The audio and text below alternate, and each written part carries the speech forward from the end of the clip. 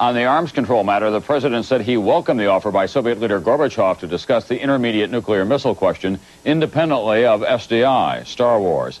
But he added that any agreement must also be independently verifiable. And John Poindexter, who left his job as director of the National Security Council as a result of the Iran-Contra affair, will accept a reduction in rank rather than retire from the Navy. The Pentagon spokesman said Poindexter could not retain his vice admiral status without a presidential appointment and Senate confirmation. Since that was highly unlikely, he decided to drop down in rank. And there's new fallout today from the spy charges against Jonathan Pollard, fallout that would put added strain on U.S. relations with Israel, on top of the strain caused by disclosures about Israel's role in the sale of arms to Iran. An indictment was brought today against a high-ranking officer in Israel's Air Force. NBC's Art Kent reports tonight he is accused of recruiting Pollard to sell Israel some of this country's most sensitive secrets.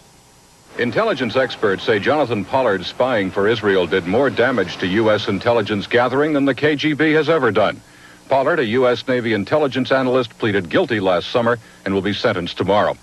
Today's three-count indictment charges Israeli Air Force Colonel Aviam Sela with recruiting and controlling Pollard from the summer of 1984 until November 1985, when he was arrested trying to gain asylum in Israel's Washington embassy. Pollard had provided specialized target data, which Israel used to bomb PLO headquarters in Tunis in October of 1985, as well as thousands of other intelligence items. Israel apologized to the U.S., saying the spying was not an Israeli government operation, it was a renegade operation.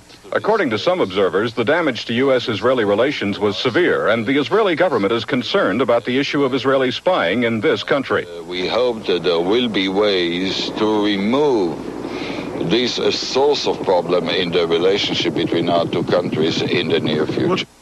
Making matters worse, Israel rewarded Sela with a larger command.